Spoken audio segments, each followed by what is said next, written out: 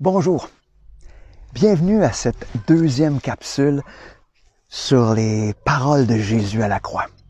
Aujourd'hui, on va voir Jésus qui est crucifié.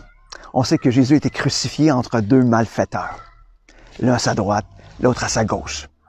Et on va voir les paroles de Jésus envers l'un de ces deux malfaiteurs-là. Comment ces paroles-là viennent transformer la vie de cet homme-là. Donc, on est encore dans Luc, chapitre 23, à partir du verset 39. On peut lire « L'un des malfaiteurs crucifiés avec lui l'insultait, en disant « Si tu es le Messie, sauve-toi toi-même, et nous avec toi. » Mais l'autre le reprenait et disait « N'as-tu aucune crainte de Dieu, toi qui subis la même condamnation?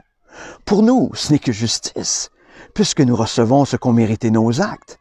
Mais celui-ci n'a rien fait de mal. » Et il dit à Jésus « Seigneur, souviens-toi de moi quand tu viendras régner. » Jésus lui répondit, « Je te le dis, en vérité, aujourd'hui, tu seras avec moi dans le paradis. » Imaginez, un à sa droite, l'autre à sa gauche, l'un qui l'insulte, et l'autre qui est là à reconnaître son état. Reconnaître que ce qu'il est en train de subir, c'est juste. Il le mérite. Il a commis, probablement pour être crucifié, il a probablement tué des gens. Donc, il mérite la mort. Et il est d'accord avec ça. Mais en même temps, cet homme-là est capable de reconnaître une chose, c'est que Jésus, qui est à côté de lui, il est juste. Lui ne mérite pas la mort sur la croix. Lui, il mérite pas du tout ce qu'il est en train de subir. Et il est juste en train de se dire, comment ça se fait qu'un homme juste accepte de mourir, de subir cette condamnation-là qui est réservée à ceux qui ont commis des crimes graves. Cet homme-là va à Jésus et lui dire, « Seigneur, souviens-toi de moi. Souviens-toi de moi quand tu seras dans ton paradis. » Et la réponse de Jésus, c'est la plus belle et la plus grande des promesses. Il lui dit, « Aujourd'hui même, tu vas être avec moi au paradis. » Est-ce que cet homme-là a eu le temps de faire quelque chose de bien pour mériter sa place dans la présence de Dieu? Est-ce qu'il a eu le temps de racheter sa faute? Pas du tout. Il était crucifié. Il n'y a pas de place où, tu sais, dans le sens, il n'y a aucune marge de manœuvre pour dire, attends un petit peu, je vais descendre, je vais aller faire quelque chose pour essayer de gagner mon ciel. Impossible.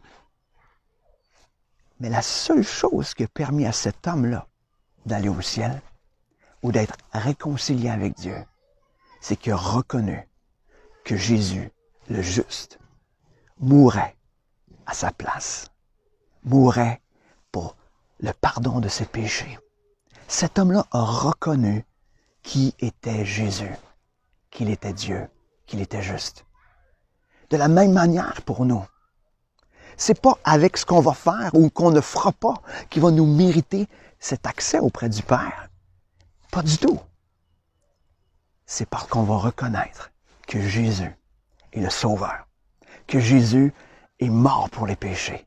Lui qui était juste, il a accepté de quitter sa gloire. Imaginez, il a quitté sa gloire, il s'est fait homme et il a accepté de mourir. Lui qui ne méritait pas la mort, il a accepté de subir le pire des jugements sur terre. Pour toi, pour moi. Si Dieu nous aime de cette manière-là, qu'est-ce que ça change dans ta vie? Et si tu l'as reçu, ce salut si merveilleux, qu'est-ce que ça change dans ta vie de te rappeler aujourd'hui, encore et encore, que tu es aimé au point que Dieu, que Jésus, quitte son ciel pour mourir à ta place, subir la plus grande injustice, lui le juste, lui qui ne méritait aucune condamnation. Ça devrait changer quelque chose. Et notre espérance, c'est oui d'être dans sa présence pour l'éternité. Mais notre espérance, c'est aussi de vivre au quotidien pour ce Dieu qui nous aime tant, ce Dieu rempli de compassion. Donc, rappelons-nous que Jésus est venu à la croix mourir.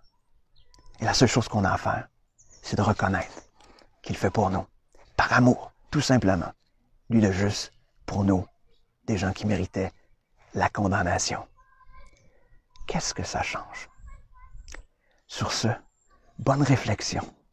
Et viens, encore aujourd'hui, au pied de la croix, de remercier pour ce salut si merveilleux, mais aussi pour te rappeler que ce salut est si précieux. Bonne journée.